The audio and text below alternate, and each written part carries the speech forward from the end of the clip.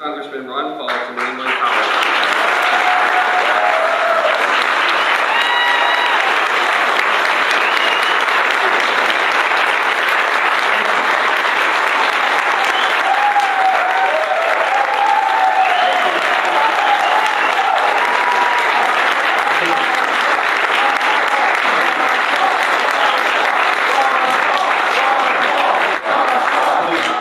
Thank you very much. What a nice welcome. Sometimes I don't get the same welcome in Washington, D.C. Well, but thank you very much for coming out, and understand that this particular lecture and meeting should deal with economic policy. It just happens that I'm fascinated with economics and economic policy. Matter of fact, it was economics that got me involved in politics many, many years ago. You know, one thing that was fascinating to me after I had studied some economics, decided to get into politics, and went to some of these preliminary meetings and met other candidates, and they would be, very interested in politics and maybe have a degree in political science, and I'd ask them, well, what are your economic policies? What school of thought do you follow? Are you a Keynesian, a Marxist, a socialist? Are you an Austrian economist or supply sider? You know, all the different things that you can be. And most of them didn't really care that much about it. Politics was for politics' sake, and the purpose of politics was to get elected. Well, I have a different definition for the purpose of politics. I think the purpose of politics and all political action is to preserve liberty. That's what I want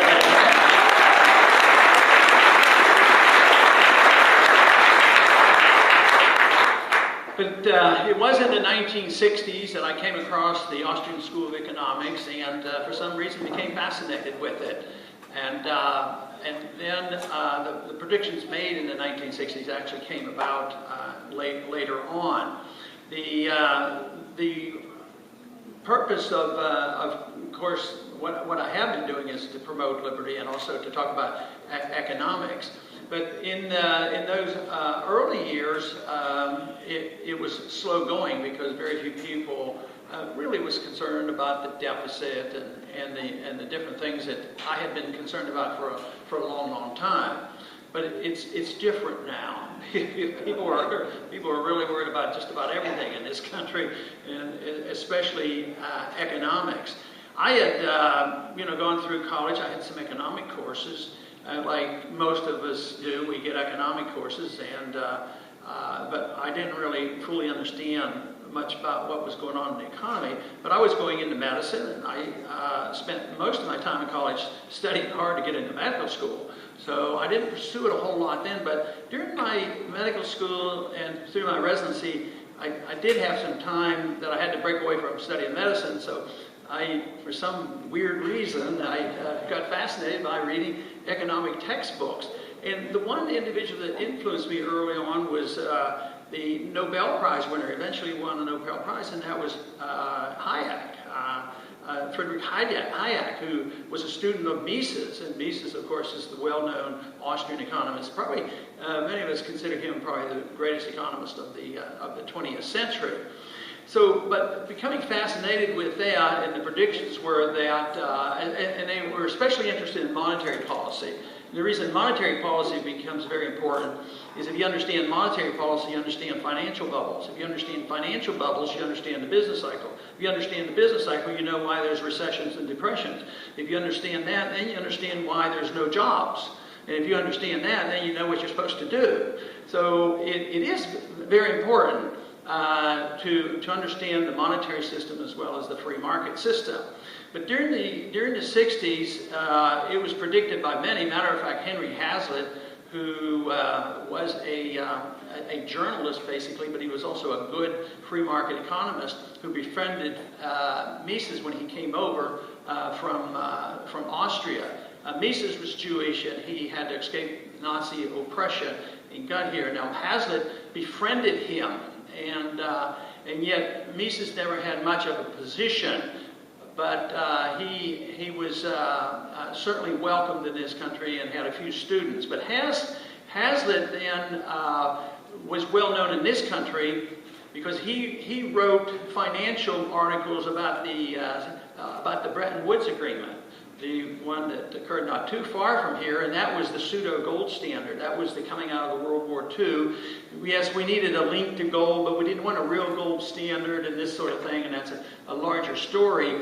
But also introduced the notion of the IMF and the World Bank, and the IMF would do all the bailing out and take care of all the devaluation. So it was a lot of money mischief is what it was, but it still, that monetary system had a loose link to gold, even though we as American citizens were not allowed to own gold. It was illegal because Roosevelt took that away from us in the 1930s. That you had too much freedom. American citizens had too much freedom because it was a vote against the money, against the currency, and nobody likes to be embarrassed by that. So they took into gold. And but Hazlitt predicted in 1945. He says the Bretton Woods Agreement, the pseudo gold standard, cannot work. It'll fail.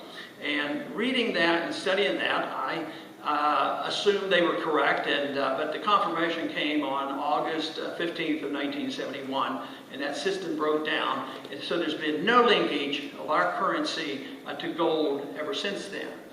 But I remember that day very well because it was such a startling thing to happen. Nixon did it with an executive order, and he says, he didn't admit it. He was going after gold speculators, worldwide gold speculators, and speculating against the dollar. But he was really admitting that we're broke and we can't honor our dollar anymore. Because even though we as Americans couldn't go to the bank and get gold, a foreigner could put down $35 and get gold. And they had done that for about 10 years or so through the 60s because we printed so much money. And it doesn't take a genius to figure out if you print a lot of money, the value of the money goes down. And therefore, $35 was a good deal. And we did this. We got rid of 500 million ounces of gold at discount price until we were practically out of it. And Nixon, by an executive order, just said no more. He was declaring literally bankruptcy at that time. And we defaulted. We have a lot of talk these days about defaults. Well, in the 30s, we defaulted when you couldn't take your $20 in and get an ounce of gold. So Roosevelt did that, and Nixon admitted default. There was another default in the 1970s when we used to be able to take a dollar bill in, Federal Reserve note, and get an ounce of silver, or get a silver dollar out of it. So that's another default. But anyway, the default was announced in 71. To me, it was major incident that occurred. And the very next day, everybody from the Chamber of Commerce to the stock markets, they loved it. Stock markets soared. And not only did they close the gold window and get rid of the gold standard, they put on a 10% tariff, which is a huge tax on every import that came in. And they put on wage and price controls. They put controls on what people could make and what you could charge. It was devastating decade. But the immediate reaction by the establishment business people was, this is wonderful, and they thought it would be wonderful. Well, the euphoria didn't last long. Anybody who studied it or remember it, the decade of the 70s, it was terrible, and it ended up in the late 70s with interest rates at 21% and inflation rates at 15%, and at that time it was thought that the whole system could come down, but it was revived, and that downturn was salvaged. And now we have been living on printing press money. Worldwide, we issue the reserve currency, and the other countries take it. And this has created the biggest financial bubble in the history of the world. Now, it's been announced several times in the last decade that we're facing this problem. The initial announcement came in the year 2000 when the NASDAQ bubble collapsed. And this was a warning sign that something big was happening. And since that time, we've had really no new jobs. I mean, we've had 37 million new people in this country, but no real new jobs. The jobs keep going overseas, and people say, well, what's going on? What's happening? And every time we'd have a downturn, ever since 1971, we've had quite a few. Every time we've had a downturn, the conventional wisdom was, well, you have to spend more money. The consumer has to spend more money. The government has to spend more money. Corporations have to spend money. Everybody has to spend more money. But the problem had been they had spent too much and they were too much in debt. So if you liquidate the debt, you can go back and start spending money again. But just piling on debt and pyramiding debt, you can do it for a while, but eventually you can't do it anymore. And this is what we've been doing, why the crisis has been building. Also, the reason that monetary policy is so important. You cannot understand the business cycle unless you understand the Federal Reserve. If you fully understand the Federal Reserve, you have to decide what you want to do with it. And I say the very first thing we start with is we need to audit the Fed and find out what they've been doing and who they've been helping out.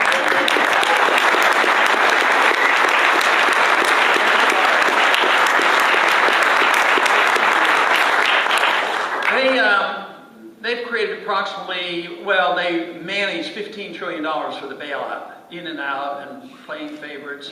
A third of that $15 trillion went to foreign banks, including the bank that Gaddafi was part owner in. I mean, the whole thing is just really crazy. This whole idea that you can get wealthy by just duplicating monetary units, it makes no sense whatsoever. And we are getting more transparency. We're getting to know a little bit more about the Fed. But the most important thing we have to learn, if we want to get out of this mess, is we have to understand the business cycle. Well, why do the good times lead to bad times? And they really started shortly after well, they've been around for a long time, but they've been minimal because we didn't always follow the gold standard. We did fractional reserve banking, and we went off gold during the Civil War, and there were other problems. But because we respected the gold standard, we always went back and got back to a reasonable level without too much trouble. But in 1913, the Fed was created. The first big inflation was for World War I. So we had to have a correction. Too many dollars, there has to be adjusted, there has to be, prices go up to adjust this distortion. So in 1921, we had a significant depression. It was bad, really bad, and it lasted a year, but we didn't pay that much attention to it. We hardly even read about it in the textbooks. But it was serious, but the correction had to come. And then they went back to inflating again in the 30s, in the 20s, which created another artificial bubble. That bubble had to burst. That did in 1929. And then this time around, that time around, both Republicans and Democrats became more political and say, we can't let the people suffer. We have to take care of the people because there'll be a run on the dollar and there'll be bankruptcies and everything. So they got involved by spending more and keeping prices up. And one example of how silly it was, you know, the country was poor. We had a Great Depression. The farmers were having a tough time. People were starving. The farmers weren't making enough money, so they said, well, there's too much supply. So we want the farmers to make more profits, and that'll solve our problems. So how do we get the prices up? Well, we need less supply. So we'll make the farmers plow in half their crops, then the prices will go up. And how that was supposed to help poor people, I don't know what they were thinking about, but that was the kind of thinking that went on. And it was that kind of thing of propping up mistakes. And of course, the Depression lasted for a long, long time. Depression, it started with the bust in 29, and it really wasn't over until about 47. Most people say, you're wrong. War ends depression. War is good for the economy. Terrible, terrible thinking. Not only is it morally dangerous to talk about economic benefits from war and war profiteering, but it is true, it lowers unemployment. 16 million people had to go to war, and thousands, tens of thousands, hundreds of thousands didn't come home. But just because they're employed in doing something as destructive as war doesn't end the depression. And the depression did go through World War I, which I remember clearly because the rationing and the difficulties. It was a continuation of the Depression. So this was not an answer. But we've continued this, and unfortunately we haven't changed our attitudes about the business cycle. Even today, even this week, or next week, when you hear a new plan, probably it'll have more spending to stimulate jobs. Governments can't create jobs. They can create mischief. They can have jobs that are taken from someplace else. But if you produce 10, say, bureaucratic jobs, you might have had 20 productive jobs. So just because you see 10 bureaucratic jobs, it doesn't solve the problem. We can't get out of our recession, depression, until you get rid of the mistakes, which is called malinvestment, misdirected investment, overinvestment, and too much debt. But politically is the problem. I mean, politicians can't quite up and say the truth. We are bankrupt, we can't spend any more money. Oh yes, we can. We need it. I mean, the only justification is we need it, we want it, we deserve it, we're entitled to it. And even the politicians who make some attempt now in Washington, just think of the people who came with the title of being elected because they belong to a Tea Party movement. They want changes done. They're getting blamed for everything.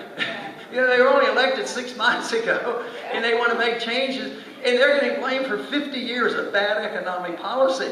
It doesn't make any sense whatsoever. So we do have to look at sound economic principles. And to me, it isn't too complicated, because we had a pretty good example of what we should do. This country has been the freest country really in the history of the world. It's been the most prosperous country in the world. It believed in sound money, had a gold standard. It believed in property rights, you own your property. It believed in contracts, you fulfill your promises, you have to follow contracts. You can't hurt other people, you can't steal, you can't defraud people. So there's a lot of regulations in a free market economy. So we became the most prosperous country in the world.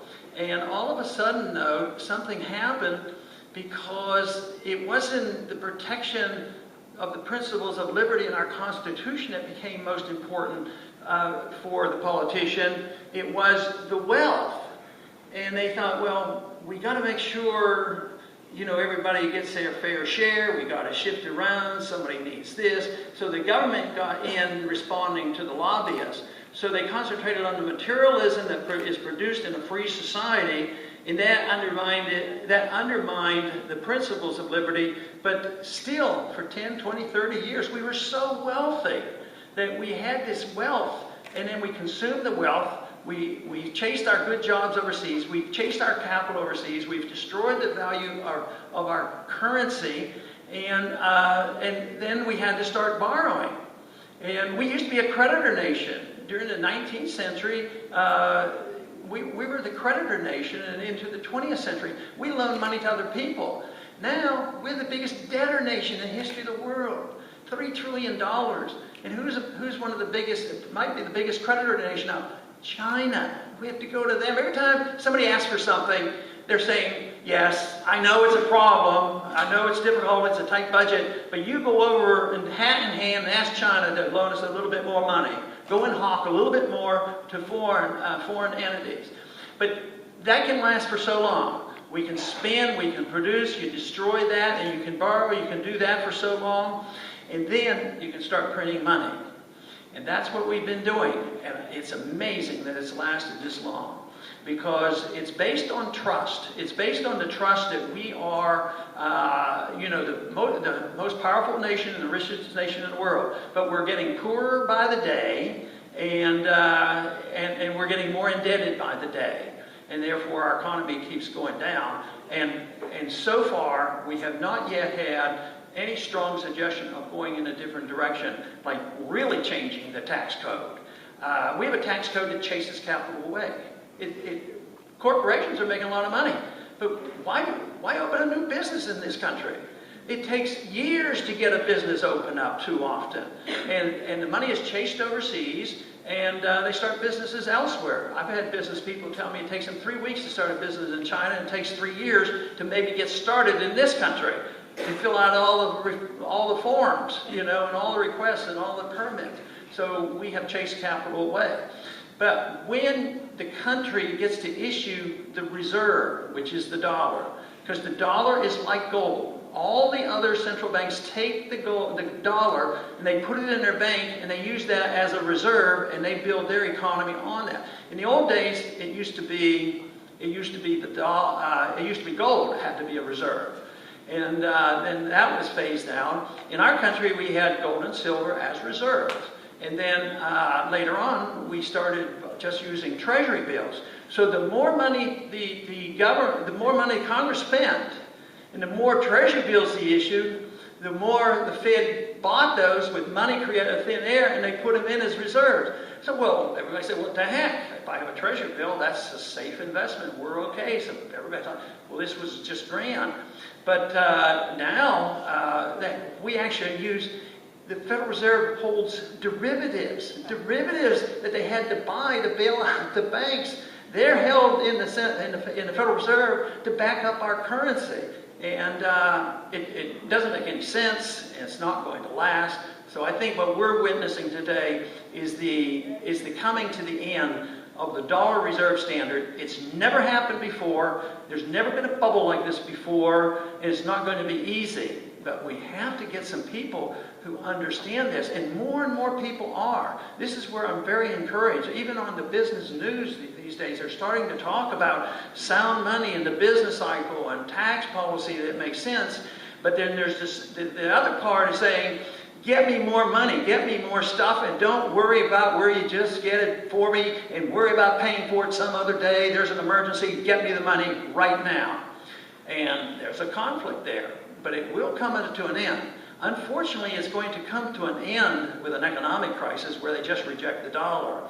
So we have to do whatever we can as individuals, as we as politicians, and anybody who's involved, to correct it and work our way out of this. And each little program that I talk about, I always like to see a transition to say, you know, if we do this, save our money here, put some against a deficit, take care of some other people over here. But the truth is, the likelihood of us working our way out of it isn't very good. And that means that we are going to face a major decision here in the next several years of deciding what we want in our country, whether we really believe in the Constitution or not.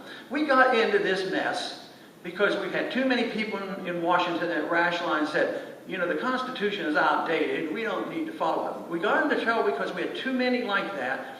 And you know, I'm convinced that we could get out of this problem by only sending people to Washington that will take their oath of office seriously.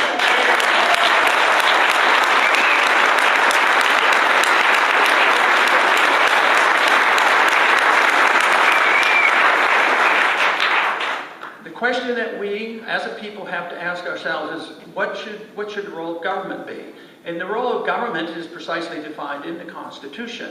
And the role of government should be there to protect our liberties, give us a strong national defense, provide for a general environment, is what I like to think of, to let us operate, to let us function, to let us have our freedoms and our liberties and allow us to keep the fruits of our labor. We don't need to assume that prosperity comes when we cough up and give the federal government all our money and let them spend it. That's where the problem is. We have to trust freedom. Freedom doesn't bring about perfect equality, but neither does socialism. And neither does the interventionism that we have today. Just think of the inequality of what happened with this crisis. During the crisis building and with a housing bubble, which was talked about by the Austrian economists, quite frequently. I wrote about it and spoke about it, and it was there. We knew it was coming, so it burst. So what happens? People were making a lot of money, and then they turned into big-time speculators with derivatives and all the instruments, and they got themselves into trouble. The banks were in trouble, and these mortgage companies were in trouble. And we had these guarantees with Fannie Mae and Freddie Mac. And so the bubble burst. So what happens? They rush to Congress. There's a calamity on our footsteps. We have to do something. It's almost like what they tell you when they want you to go to war. Oh, there's a calamity. There's going to be a nuclear bomb drop on us tomorrow unless we go to war and start the war and try to stop these people. So they come in and they say, the calamity is coming. There's a depression coming unless we bail them out. So guess who gets bailed out? The banks get bailed out. And the big businesses get bailed out. And what happens to all the bad debt? Did it get written off the books? And did we liquidate it so we can get back to growth again? No, we propped up all the mistakes because the Fed went and printed all this money and bought off all these assets they called illiquid. Illiquid means they're not worth anything. So you own them now. So what happened? What happened to the Depression? The people who deserved the Depression didn't get it. They're still making a lot of money. They got bailed out, and we bought all their bad stuff. But how about the people who thought the government would always take care of themselves with their housing programs and all the giveaway programs? They lost their jobs. Then they lost their houses.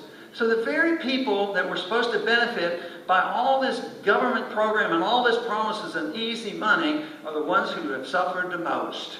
So therefore, we have to revamp it. We have to restore our confidence, belief, and understanding about what we were given, how the marketplace works. There's a better understanding today of how the market works and how the monetary system works than it was even at the time of our founding. So I never accept this idea that we have to go back to that old-fashioned gold standard. No, it can be modern. It can be better than anything ever before. But all I want to do is reject the old-fashioned ideas of tyranny, regulations, government control, abuse of the people, bad money, and all the things that bring us to our knees like that. There is...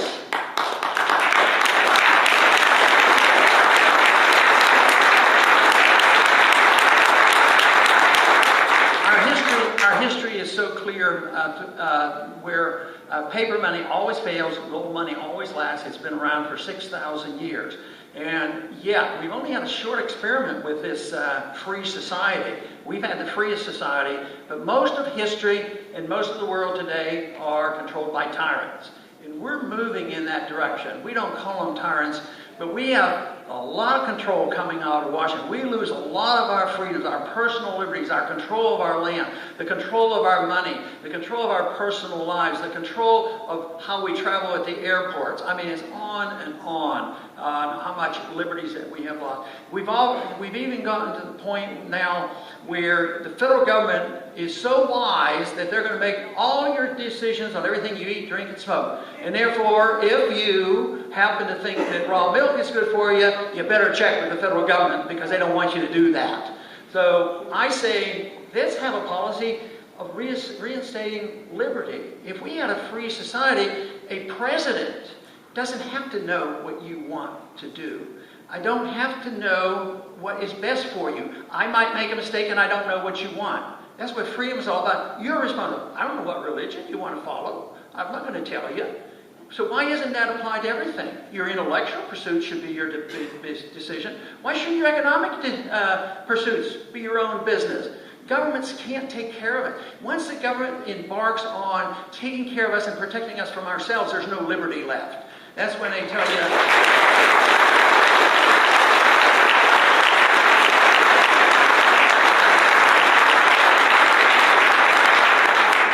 And unfortunately, we have moved sharply in that direction, and yet the people are now waking up. But the contest is there. Like I said, the contest is between those who have come to believe, and they sincerely believe it, and I can understand why they believe it. They make a term, an entitlement, synonymous with rights. It's not a right to be entitled to somebody else's property. It's your property.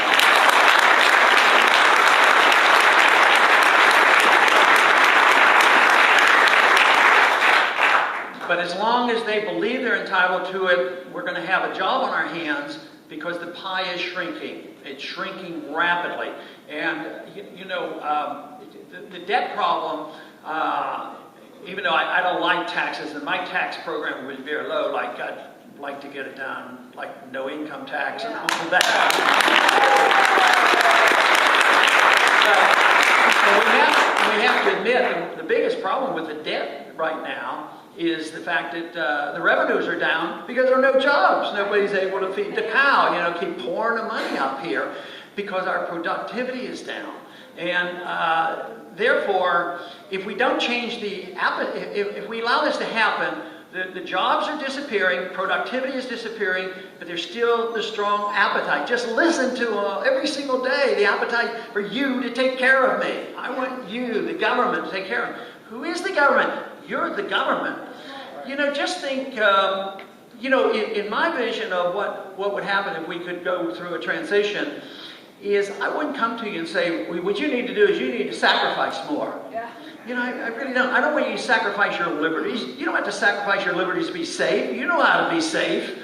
And you need to take care of it and be responsible for it. But you don't need to be sacrificing. The only people who would really sacrifice are the people who are on the receiving end of big government, the big banks and the big corporations, the military-industrial complex, the big farmers that have all the benefits, the bureaucrats in Washington, the bureaucrats that we don't need. Yes, they would have to sacrifice. But if you're willing and able and desire it, if you want to take care of yourself, you really don't have to sacrifice. All you would get from me would be the effort to give you your maximum amount of freedom and responsibility to take care of yourself.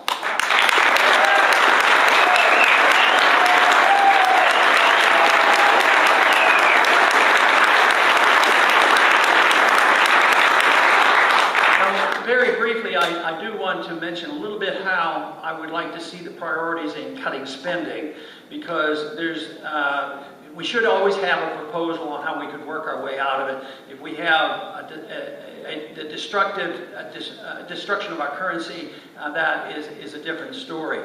But I want to talk a minute about where I would cut first. It involves foreign expenditures. And a lot of times when we talk about economic policies, we're supposed to be talking about spending and tax policy and regulations, and that is very important, but you cannot separate foreign expenditures from economic reality. The Soviet system collapsed because of expansion of their empire that they couldn't manage, and they finally had to declare bankruptcy, and the Soviet system fell apart. And that wasn't new. That has happened throughout history. Large countries, sometimes they last a long time, sometimes hundreds of years, but eventually they fail because they produce less and they expand themselves and they can't afford it. Things move much quicker these days, and if we don't change our way, we will have to see significant changes. But we spend well over $1 trillion, some people estimate $1.5 trillion to manage our foreign policy overseas. And to me, this should be the easiest place to cut. You know, why can't we cut there? Because there's so many programs at home that we should have never started, but I don't particularly want to say, well, what we need to do is start cutting. So I think my first proposal is we cut aid for child health care, or cut the aid for the elderly, or something like that. That doesn't make any sense at all. But even though I know it's a threat, if we don't do the right thing, everybody's going to get hurt because the money won't buy anything. So I think we could save a lot of money. I'd bring the troops home, all the troops home.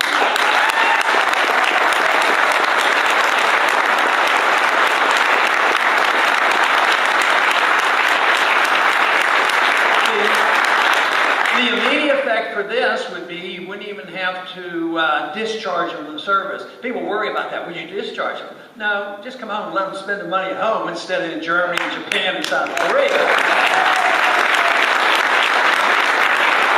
But economically, you shouldn't even worry too much about that, because we sent millions home after World War II, and they came home and they were discharged. And we cut spending in half, and we cut taxes by 30%, and that finally led to, getting out of the Depression. So if you have the right circumstances, jobs will be there. But nevertheless, immediately I bring troops home and save a lot of money. Then you spend it in the places that people really need it. But you will eventually have to take the subject of economic policy, which means lower taxes, lower capital gains taxes, invite capital back. You have to have a sound currency. You have to minimize these regulations. If you want regulations, let your state do it, not the federal bureaucrats coming back.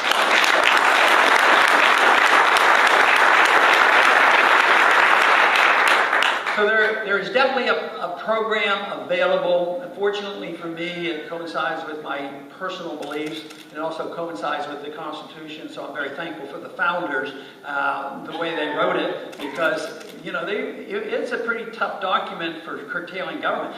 That whole document was written to restrain the federal government. They always assumed that we as individual states would take care of ourselves. They didn't think that we'd have this monstrosity in Washington taking care of every little thing that we do.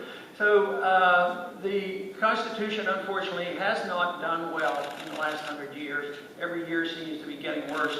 What we need is a restoration of confidence that we ought to follow the Constitution, restoration of the confidence that freedom really is the answer, and believe that we can be a great nation and we can spread our goodness, but not through a barrel of gun. We should spread our goodness by setting a good example economically, setting a good example by being friends with any country that wants to and trade with them.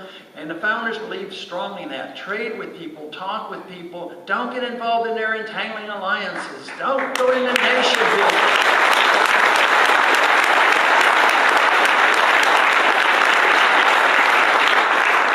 So I see this election as an opportunity, and I think it's an opportunity for the American people to speak out and decide what they want.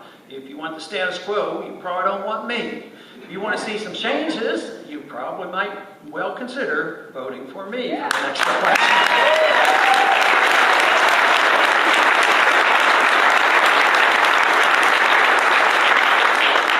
But we are facing this serious crisis, and fortunately, one great thing that's happening, I believe, because I travel the country a lot, I go a lot to the universities, and I notice everybody here is under 30, and that is great. I do talk to all you young people, all the college students, but the college students, the young people who are thinking about paying these bills and getting a job, obligations overseas, instinctively, they are much more anti-war than the people who are later in life who decide, oh yeah, I guess it's patriotic to be for the war, you know, let's go do it. But even if you think we should be doing some of that stuff, we're broke, we can't do it anymore. But I am encouraged because I have a lot of young people who are studying now free market economics, understand the principles of liberty, willing to assume responsibility for themselves. So for that reason, I am an optimistic long run. On the short run, we have to face our problems. Thank you very much.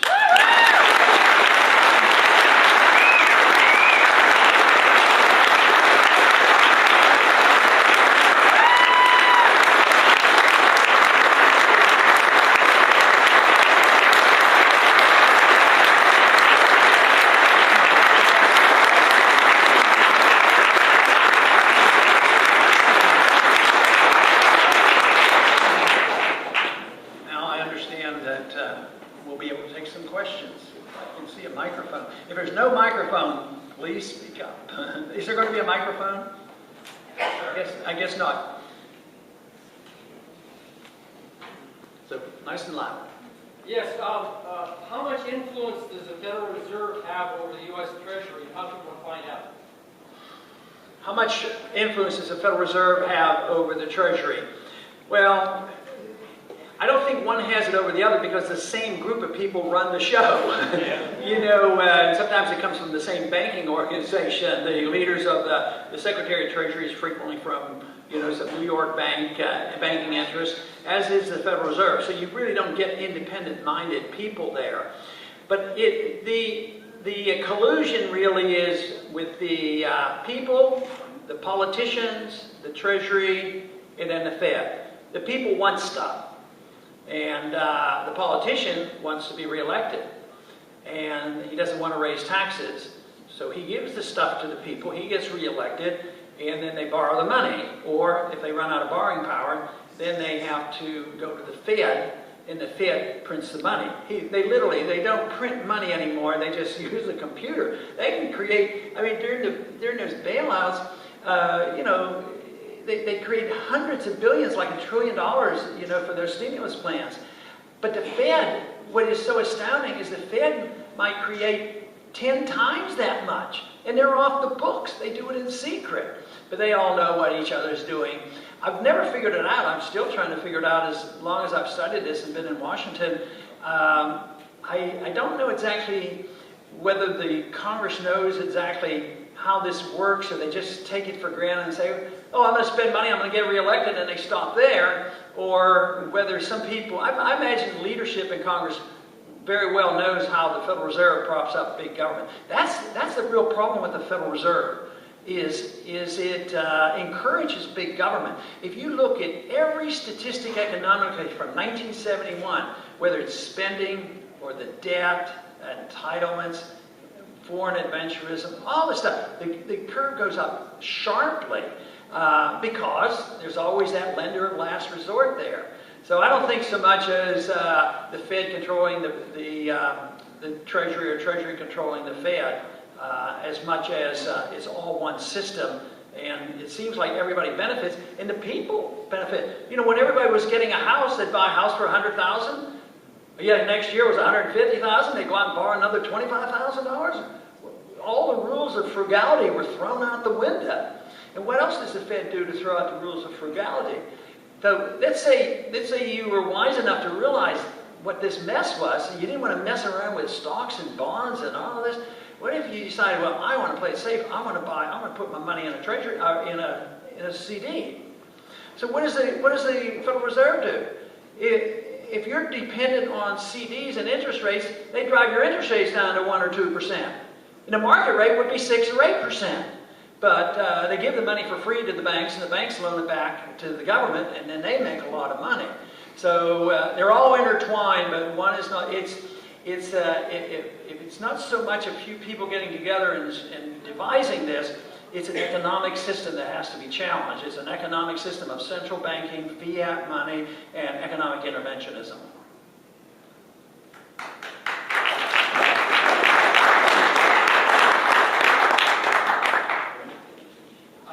My question is regarding the FDA and kind of the health of the American people.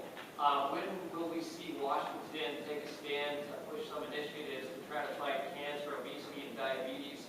I think it's coming out of a lot of the food that we eat, a lot of the pharmaceuticals. They get pushed to constantly treat but never cure people, and a lot of the additives that are put into the food, such as nitrates and whatnot, they're banned in Europe. We still have them. What would you do to...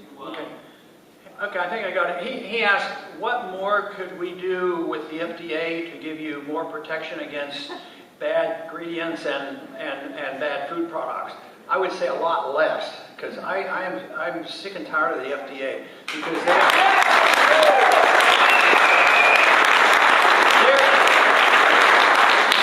they're owned and controlled by the drug companies. I believe in good nutrition, obviously. And you know, there's a lot of education going on nutrition on the internet. But if it comes to nutritional products and, you know, people who really want to pursue it, they get closed down. They get raided by federal agents. So, no, I apply the rule that you as an individual have a lot of responsibility, but the businessman, if somebody has nutritional products and other things, they better not commit fraud. If they say, you buy my substance, I'm going to cure your cancer, that is fraud, you know, if they're just, you know, ripping you off. So, but when the FDA is involved, too often the drug companies are involved, and I don't think they've given us good protection. They've certainly destroyed a lot of our liberties, but they haven't made us safer. That doesn't mean you don't have any regulation. I think if you want some, the fraud regulation is the best one, but you know, states can do something about it too. But to have a federal bureaucracy sending out armies of bureaucrats to check up on everybody's eating habits, that's not my idea of living in a free country.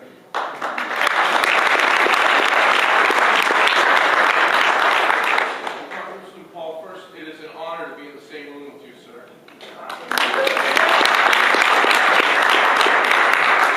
So mainstream media is purposely avoiding you, and you get 10% of the coverage that you deserve. And it was interesting when Anderson Cooper thought he could leverage your ideas, which are brilliant, about FEMA, by getting you on the air and really making you look bad or like a fool, and the opposite happened. But they are purposely avoiding you. I've done a lot of thinking about this problem, and I believe I wrote 18 pages on it for you. And I believe if you implement any of my ideas and you highlight any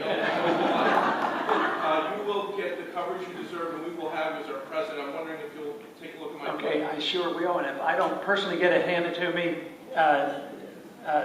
Jesse here will make sure I do. Thank you. Well, you know, let me just comment once about the media coverage. I think I should get Jon Stewart on my PR team or something. But, you know, I've been doing this for a lot of years, so compared to 30 years ago, I think I'm doing great. But compared to how others might do it, how others might get coverage, it's a different story. And people want to know what I think is the reason that they wouldn't give me more coverage. Sometimes I don't think they have the vaguest idea what I'm talking about, because people have been conditioned like, gold standards? I mean, that's weird. We like paper. We think paper makes... So they don't understand the issue as well. But then there's another group that have influence in our government as well as in our media that don't want to hear the truth about what I'm talking about, because there's a lot of special interests that like these wars overseas. I mean, there's a lot of money to be made, and all the lies told to entice us to go into these wars. It's just, that to me is a real sore spot. So anyway, thank you very much. Here we go. Yes, as the gentleman said, it's a privilege really to have you here. I've done my homework, and I'll tell you, just about almost answered all my questions. If you are, and I hope you are, going to be elected as our next president, want to know what you're going to do about the deficit. Because we, the people, didn't cause a deficit, and why are we having to pay? Okay, there's still a Congress to deal with, but a president is fairly powerful. I'd like the president to be a lot weaker. I don't want to be a president that's going to go to war without your permission through your Congress. I don't want to be a strong president and tell you how to run your life or any of your personal values. And I don't want to pretend that I know how to run the economy, because I don't know, and no one individual, none of the bureaucrats or politicians know. But what am I going to do about the deficit? They've given me a name down in Washington. Sometimes I never thought it was the greatest, and some people sort of like it because, I have voted no a few times now and then. So they call me, they've given me the name of Dr. No. But my wife didn't like it too much. Staff people tended to like it, but my wife didn't like it. And I understood her point. It sounds negative because I'm for, I'm for something. I'd like to talk about what I'm for. But she says, as long as they spell that with a K, I'm okay with that. But on what I would do, instead of being Dr. No, I want to become known as Dr. Veto. Could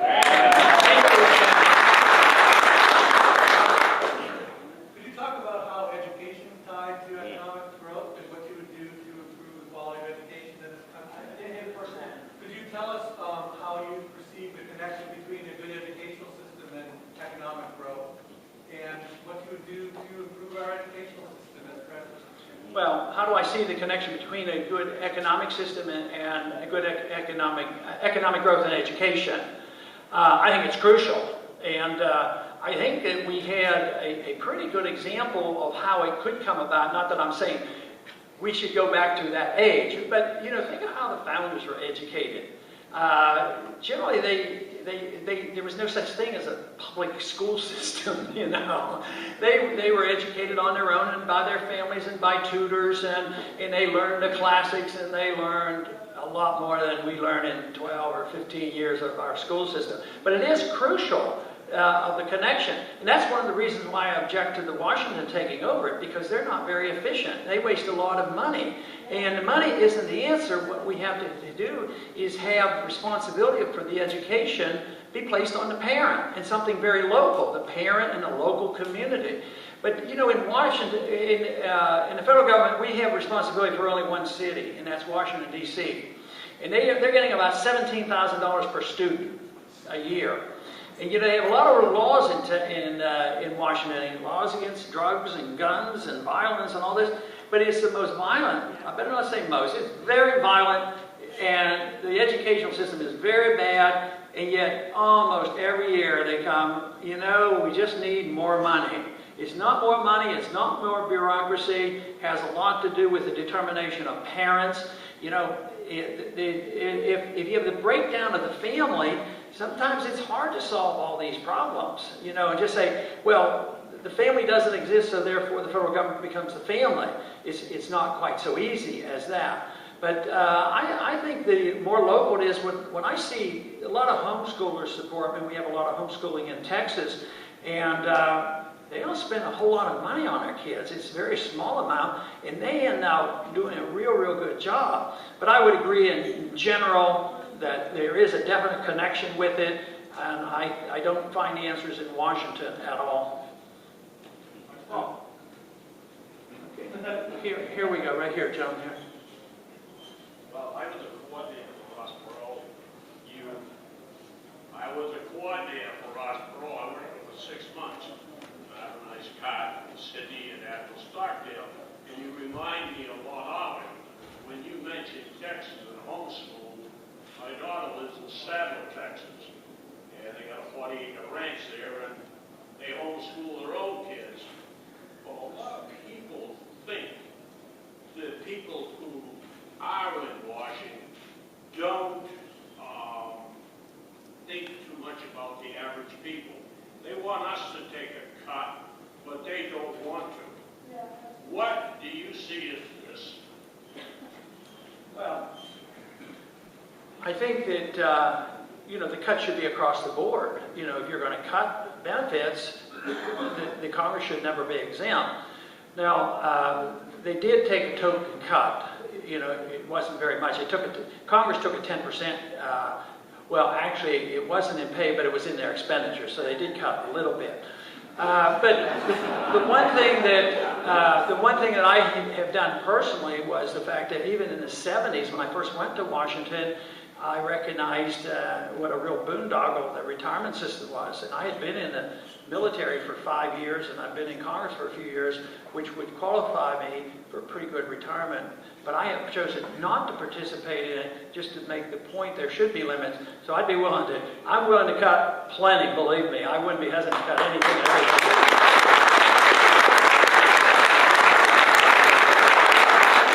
Dr. Paul, aside from setting a good example in your next 4 years as president, what else could you do as an executive to stop the next guy waiting in the wings to use these illegal, anti-constitutional powers?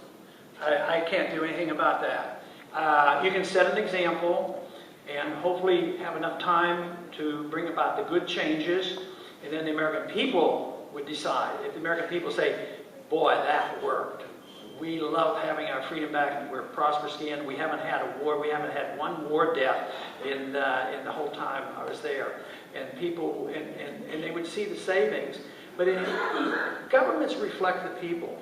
And that's why I talk a lot about education, trying to change people's minds. Because if you want to change government, the people have to give them some support. So I would never ignore trying to get people's support. But you got to lead too. You got to know what you stand for. But if it works, as I assume it would, then the people would endorse it. But you can reverse some things. I wouldn't use the executive order to write legislation, but I would use executive orders to cancel out bad regulations.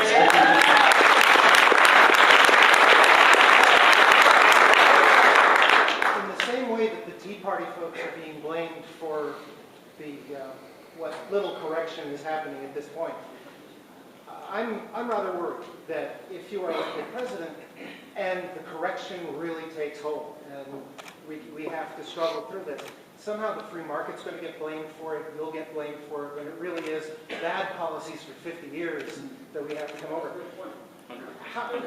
How do you see making sure that the focus on getting through it doesn't cause a bad mark for free markets? That's a big job, and you're touching on the same subject about perceptions and who gets blamed for what. Because exactly the wrong thing happened in the Depression. I talked a little bit about the Depression. It didn't blame the Federal Reserve. It blamed the gold standard, and it blamed free enterprise. And that's why they needed more government. But the free enterprise system was abused and the gold standard was abused, and that was what the real cause was, and we didn't need more of the same. So once again, it's changing opinions and changing attitudes to make sure that people understand, but the timing element is so crucial.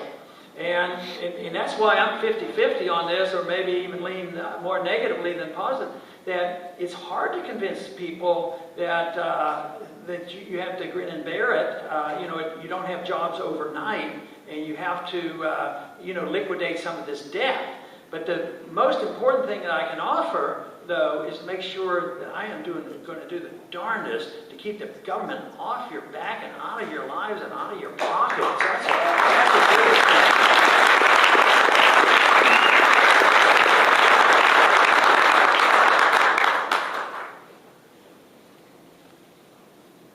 Okay. Okay, here we go. In the back. Ned Taibbi, who has now become one of my favorite authors, just wrote an article about how the SEC has been over the past few years shredding documents that they were not allowed to do, and then the heads of the SEC were going on to join mega corporations. Billy Townsend pushed through the Pharma bill and then went to work for Pharma for $1 million contract. Our own Judge Gregg put forward a $700 billion, 3-page bill for the bailout, and then went to work for Goldman Sachs. Larry Summers wrote in 1998 the horrible bill about for financial deregulation that led to where we are today. He's not in jail, nor is Phil Brandt. If you go on forever, how can we stop this from happening?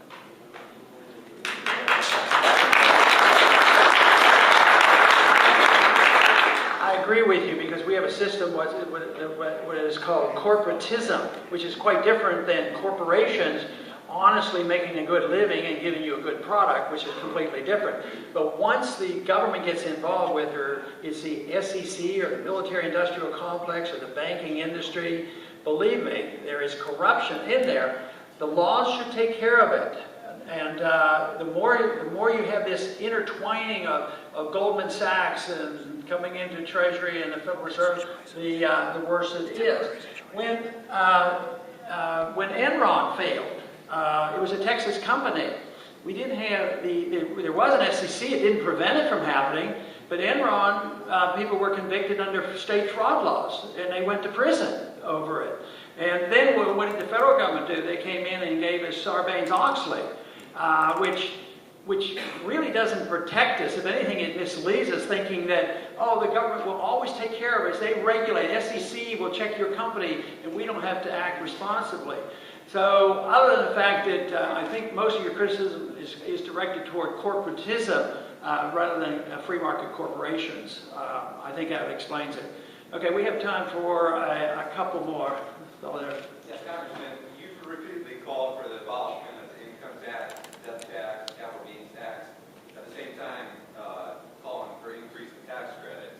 Even a small federal government must spend, particularly on national defense and securing our borders, both issues that you are strong proponents of. So what do you propose the main revenue source to be? Okay, he's concerned about, with my tax program, in the idealistic sense, I'd get rid of as many as I could. Then he said, well, how are you going to pay for the government? Well, if you want to be the policeman of the world and you want to continue the entitlement system, no, you can't do what I want. I want to live within the Constitution, and we would challenge the entitlement system. We wouldn't be the policeman of the world. We have a weaker national defense for all the money we spend around the world. So you could spend, probably 20% of what we do in the DOD and defend ourselves. We're over there starting wars that don't need to be fought. But it isn't like it's strange or brand new or never been done before. We didn't have the income tax until we needed the income tax to go into World War I. You're more likely to get things like that. And then there's no holding back. The wars become more numerous, the welfare state gets too big, and then we can't afford it. We borrow and we print money. The tax system, of course, I emphasize the Federal Reserve encourages that type of spending, but the tax system does too. As long as you have it there, you can depend on it.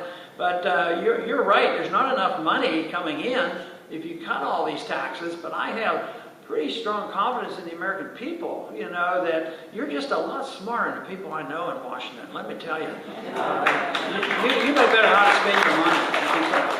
Start with the TSA and body scanners. There you go. Did anybody make any money off those TSA scanners? No. Okay, let's finish up over there. Hi there. I'm wondering, sometimes you ask these questions about what you would do if, you do cut back on entitlements or the safety net. How do you if you have generational people who are dependent upon a system, what is the method you think to get those people so that they become more self-sufficient and that you can actually wean people off of being used to this? Well, accustomed to it. yeah, that's the whole problem. Do we have enough time and can we wean them off? And I work with the assumption we should and we could, but I'm not overly confident that it's an easy chore to do that. But I think it would take a while. We'd have to cut massively in order to take care of the people who are really dependent, the elderly and for child health care and things like that. That still requires a lot of money to wean them on. But I would start doing it. I would cut this militarism. I would cut the Department of Energy and Department of Education and Department of Commerce and Department of Agriculture, and just really cut back in order to wean people off. But there would be more production because I would allow young people who are just going out in the workforce. If you think it's a bad deal and you say, I want to take care of myself and I don't want to pay the next 50 years for all these government programs, I'd let you opt out. People talk about opting out of Obamacare.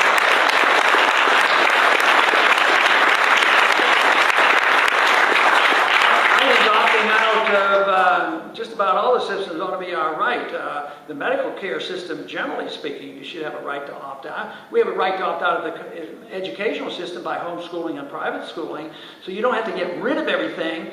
You can opt out. I'd like to have you opt out of the monetary system too and have legalized gold and silver.